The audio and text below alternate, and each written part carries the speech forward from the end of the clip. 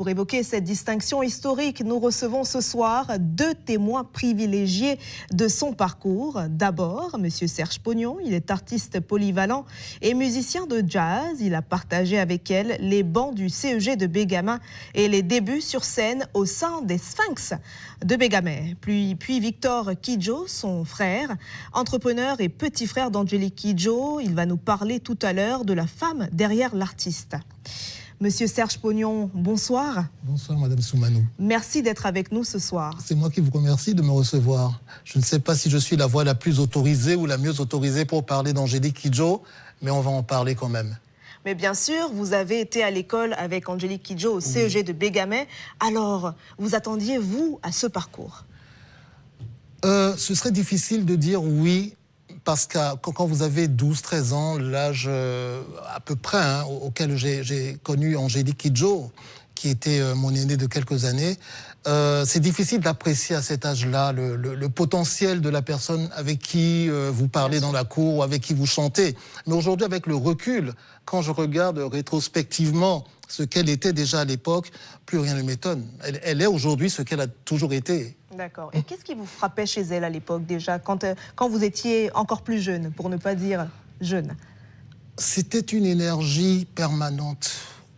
On ne sait pas pourquoi ce petit bout de dame-là arrivait à motiver les foules, à les réveiller, même lorsque les concerts avaient l'air d'être un peu posé, un peu calme et pas très enjoué. Vous savez que le public est des fois difficile à monter. Rien que par sa présence, elle arrivait à réveiller toute une foule et ça, je trouvais ça extrêmement passionnant. Et dans votre orchestre à l'époque, les Sphinx, oui, aviez-vous le sentiment, voilà, qu'elle était différente des autres? Ah, mais elle dégageait quelque chose de différent. C'est ce qu'on appelle le charisme inné. Oui, on sentait la différence, ne serait-ce que par la voix. Elle a une voix très particulière, Angélique Kidjo. On n'en parle pas beaucoup, mais elle a ce côté un peu rock, un peu amazone, justement, qui est très éloigné des voix polissées, très propres, très clean. Non, elle avait quelque chose de différent, c'est clair. Et aujourd'hui, si vous aviez quelque chose à lui dire, qu'est-ce que vous lui diriez? Angélique, waouh! Je suis fier de toi, c'est tout. Qu'est-ce que je peux dire d'autre? Celle qui a dit, lorsqu'elle m'a entendu chanter pour la première fois, qu'elle aimait ma voix, eh bien c'est à moi de lui dire aujourd'hui que je suis extrêmement fier de son parcours et que c'est mérité.